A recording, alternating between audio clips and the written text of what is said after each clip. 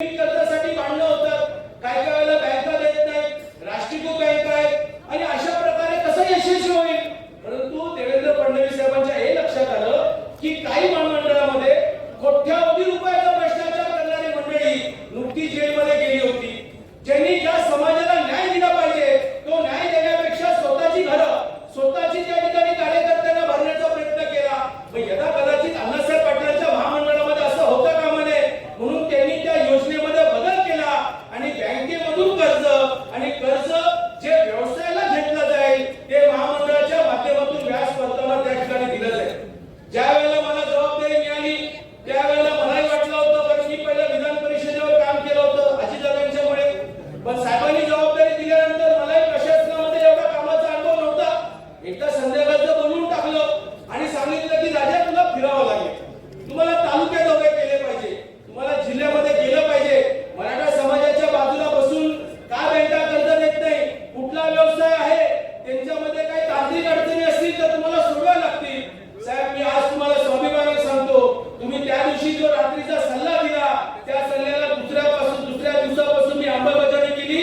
या राज्यामध्ये 27 जिल्हे फिरण्याचा मला संधी त्या ठिकाणी मिळाली आणि मराठा समाजाबरोबर मी थेट संवाद करायला त्या ठिकाणी शिकलो. नक्कीच भारतीय जनता पक्षाचा एक मावळा म्हणून मी काम करत होतो, परंतु माझ्या कुठल्याच कलेक्टर बैठकीमध्ये कधीच गदारोळ झाला नाही, कधीच गोंधळ झाला नाही. उलट लोकांचं मला पाहण्याचा दृष्टिकोन अण्णासाहेबांचा मुलगा होता आणि मला त्यांना पाहताना हा मराठा आहे याला न्याय मिळाला पाहिजे आणि त्या न्याय मिळण्याच्या दृष्टिकोनातून मी काम केलं. आज 1 लाख टप्पा पार करत असताना मला खरंच मनापासून आनंद होतो की महाराष्ट्रातल्या सहकारी बँका, राष्ट्रीयकृत बँका, एनबीएफसीने 8,500 कोटीचं कर्ज आमच्या मराठा बांधवांना दिलं. मला सांगतो ऐतिहासिक निर्णय झाला. या राज्याचे मुख्यमंत्री असताना देवेंद्र फडणवीस साहेबांनी, या राज्याचे मुख्यमंत्री असताना एकनाथ शिंदे साहेबांनी या योजनेमध्ये आजपर्यंत 850 कोटीचं व्याज परतावा आम्ही थेट लाभार्थ्यांना त्या ठिकाणी देऊ केलं. ही फार गर्वाची गोष्ट आहे. एखादी योजना आली की त्या योजनेमध्ये प्रचंड मोठ्या प्रमाणामध्ये भ्रष्टाचार होतो, पण साहेब आम्ही जातीने लक्ष घालून एकाही लाभार्थ्याला भ्रष्टाचार महामंडळाच्या व्याज परताव्याला 1 रुपयाला द्यावा लागत नाही. ही जमेची बाब त्या ठिकाणी. काही प्रमाणामध्ये पंतप्रधान मोदी साहेबांचं आम्ही या ठिकाणी मार्गदर्शन घेतलं. प्रत्यक्षात नाही तर अप्रत्यक्षामध्ये छोटे व्यवसाय गावामध्ये तयार करा, छोटे मोठे व्यापारी तयार करा. मग केंद्राच्या योजना आहेत पण त्याचबरोबर राज्य सरकारने पण योजना तयार केली. साहेब महामंडळाची ही योजना ही 100% यशस्वी झाली. साहेब या जिल्ह्यात कार्यक्रम घेण्याचं मेन कारण काय, तर साहेब हा जिल्हा स्वर्गीय आमदार अण्णासाहेब पाटलांचा. या जिल्ह्यामध्ये पाटण तालुक्यामध्ये वडिलांनी आपली कारकीर्द सुरू केली. माथाडी चळवळीमध्ये काम केलं, मराठा चळवळीमध्ये काम केलं आणि म्हणून एखादा शासनामधून एखादा मोठा कार्यक्रम होत असताना सातारा जिल्ह्यामधून व्हावा असं मला वाटत होतं. योगायोगाने छत्रपती शिवेंद्रराजे भोसलेंनी या ठिकाणी साहेबांना विनंती केली, साहेब एक आगळा वेगळा कार्यक्रम घेऊया. छत्रपतींचा आमचा हा स्वराज्य, या छत्रपतींच्या मातीमधूनच, सातारच्या मातीमधूनच स्वराज्याची त्या ठिकाणी शपथ घेण्यात आली. 18 पगड त्या 12 बलुतेदारांना एकत्रपणे घेऊन छत्रपतींनी त्या ठिकाणी स्वराज्याची स्थापना केली. त्याच महामंडळाच्या माध्यमातून या राज्यामध्ये 1 लाख मराठा उद्योजक झाला. याचा पहिला कार्यक्रम आपल्या जिल्ह्यात व्हायला पाहिजे आणि म्हणून तो या ठिकाणी संपन्न झाला. या कार्यक्रमाला आम्हाला चांगलं मार्गदर्शन जिल्हा बँकेचं मिळालं. साहेब जिल्हा बँकेने महाराष्ट्रामध्ये सातारा जिल्हा बँक ही पहिली बँक आहे ज्या बँकेने 2000 मराठा उद्योगांना कर्ज दिलं. ही महत्वाची बाब आहे, कारण सहकारी बँका त्या ठिकाणी लगेच कुणावरती विश्वास टाकत नाही, मॉर्गेज घेतात. परंतु जिल्हा बँकेने जातीनं, सरकारी साहेबांसारखे अधिकारी आहेत, आमचे चेअरमन नितीन पाटील असतील, आमचे नेते आदरणीय शिवेंद्रराजे भोसले असतील, आमचे अनिल देसाई असतील, प्रचंड मंडळी त्या संचालक मंडळावरती जाऊन त्या ठिकाणी आमच्या या कार्याला हातभार लावला.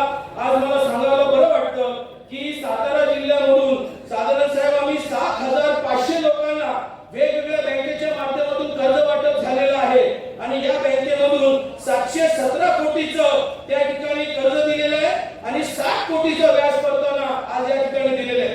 राष्ट्रीयकृत बँकांनी हातभार लावलेला आहे, सहकारी बँकेचं पण मोठं योगदान आहे. पण राज्यामध्ये एकंदर परिस्थिती जी आहे ती मी साहेब सांगतो.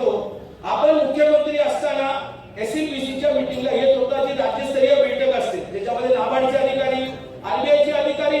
पण साहेब जो काही दगाफटका झाला त्यानंतर आजपर्यंत SLBCला मुख्यमंत्री येत नाही. SLBCला मुख्यमंत्री येणं याचं कारण असं आहे की केंद्र आणि राज्य सरकारच्या वेगवेगळ्या योजना आहेत, त्या योजना ज्यांनी राबवायच्या राष्ट्रीयकृत बँकांवरती त्यांच्यावरती एक वचक राहतो. सुदैवाने तुमच्या मार्गदर्शनाखाली आजपर्यंत जेवढ्या SLBC झाल्या त्या प्रत्येक SLBC मधून आपली भूमिका, सरकारची भूमिका आणि महामंडळामधून राष्ट्रीयकृत बँकांना कर्ज मिळालं पाहिजे अशा प्रकारची मी विनंती करत आलेलो आहे. साहेब आपल्या नेतृत्वाखाली मराठा समाजाला जे मिळालं त्याचा थोडक्यामध्ये मी या ठिकाणी उल्लेख करतो. वडिलांचं शेवटचा जो टोकाचा निर्णय झाला त्यावेळेला आम्ही होतो. रमेश होता, लहान होता, स्टेजवरती बसलेला आहे. आम्ही डोळ्यानं पाहिलेलं आहे, आम्ही आमच्या वडिलांचं रक्त बघितलेलं आहे. पण ज्या वेळेला मी साहेबांच्या नावाचा उल्लेख करून या चळवळीमध्ये काम करतो त्यावेळेला आम्हाला सोशल मीडियावरून टीका होतात.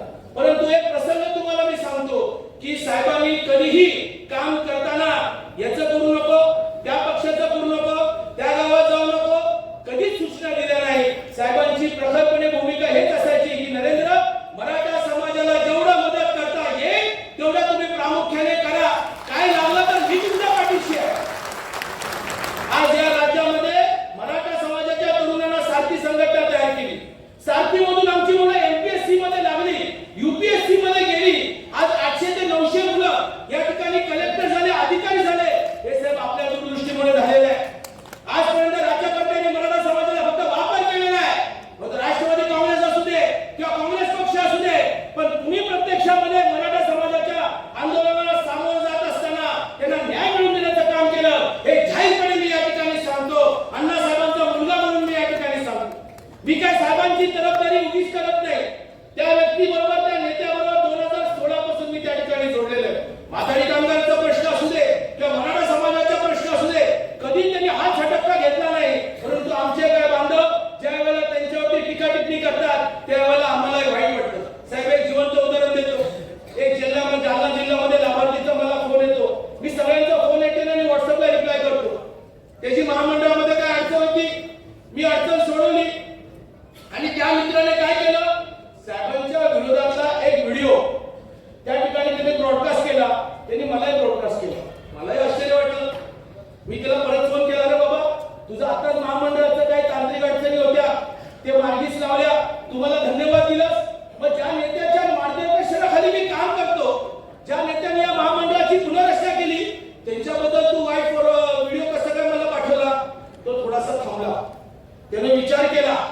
आजही मेसेज मी त्याचा तसाच मोबाईल मध्ये ठेवलाय. तुम्हाला सॉरी बोलला. पण माझी मराठा बांधवाला एक विनंती आहे, नक्कीच तुम्ही आंदोलन केलं पाहिजे. नक्कीच या ठिकाणी मराठा समाजाला आर्थिक निकषावरती आरक्षण मिळालंच पाहिजे आणि त्याच्यामध्ये कुठल्याच प्रकारे तडजोड नको. आणि पण ज्या नेत्यांनी केलंय त्याच्याबद्दल, अरे ज्यांनी काय केलं नाही त्या काकांच्या बद्दल आपण कधी बोलत नाही.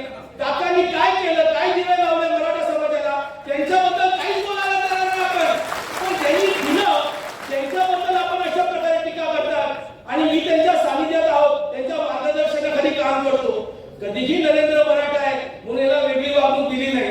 जास्त जरी दिली नसली तरी कमी तर दिली नाही. आणि कधी मी प्रश्न मांडला मराठा समाजाचा तर त्यांनी कधी नजरअंदाज केला नाही. आज या राज्यामध्ये मुख्यमंत्री ज्यांनी पहिल्यांदा सभागृहामध्ये शपथ घेतली की मी राज्याचा मुख्यमंत्री असला तरी मी मराठा समाजाच्या पाठीशी खंबीरपणे उभा आहे. आदरणीय एकनाथ शिंदे साहेबांचं या महामंडळामध्ये तेवढंच योगदान आहे. त्याचबरोबर त्यांचं त्या ठिकाणी काही मराठा विषयावरती पण मोठं योगदान आहे. आज कुणबी प्रमाणपत्राची मराठवाड्यातून मागणी झाली.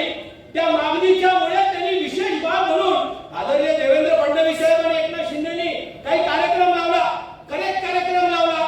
3.5 महिन्यामध्ये लाखोच्या संख्येने कुणबी प्रमाणपत्र त्यांनी शोधून काढले. हे सोपे होत नाही. अहो काय लोकांना 5-5 वर्ष लागतात. काय लोक या राज्यामध्ये राज्यकर्त्यांनी चॉकलेट देऊन 5-5 वर्ष काढलेले. पण 3.5-4 महिन्यामध्ये जलद गतीने तालुका स्तरावरती त्या ठिकाणी जाऊन या कुणबी प्रमाणपत्राचा शोध लावला. तुम्ही त्या पक्षाच्या असलेल्या लोकांच्या विरोधात टीका करणार, कसं मान्य करायचं आपण? त्यानंतर 10% मराठा आरक्षण देण्याचा निर्णय सभागृहामध्ये या दोघांनी त्या ठिकाणी घेतला, एकनाथ शिंदे आणि देवेंद्र फडणवीस साहेबांनी. त्यांच्या विरोधामध्ये आपण या ठिकाणी टीका करणार कसं काय? अहो सरकार म्हटलं तर देवेंद्र फडणवीस साहेब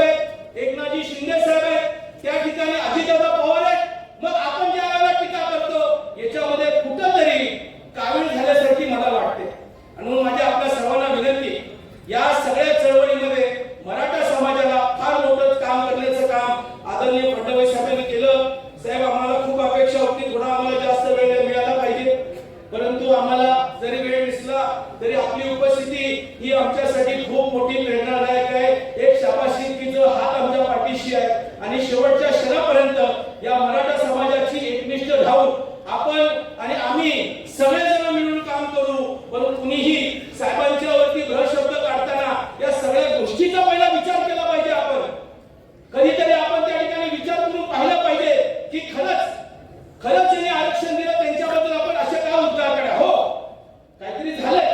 उद्धव ठाकरे मुख्यमंत्री असताना सुप्रीम कोर्टाची जी केस झाली त्यामध्ये तिकडचे असणाऱ्या लोकांनी योग्य पाठपुरावा केला नाही म्हणून नुकसान झालं. मग त्यावेळेला आपण गप्प बसतो का?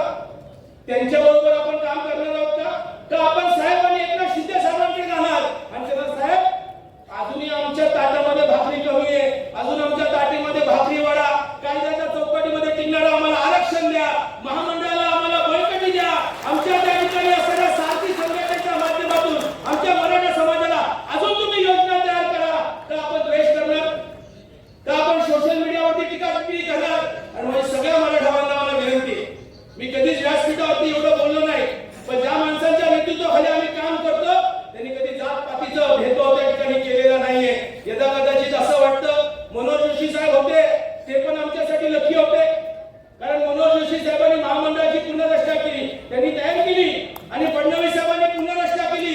या दोन्ही माणसाने आम्हाला भरपूर ताकद दिलेली आहे. कुणाच्या कार्यक्रमाच्या निमित्ताने सातारकरांच्या वतीनं मी या ठिकाणी मनापासून आभार मानतो, त्यांचं स्वागत करतो. म्हणजे स्वागताचं आणि भाषणाची जबाबदारी असल्यामुळे मी व्यासपीठावर आमच्या सर्व म्हणजे भारतीय जनता पक्ष अधिकारी, आमचे जिल्हा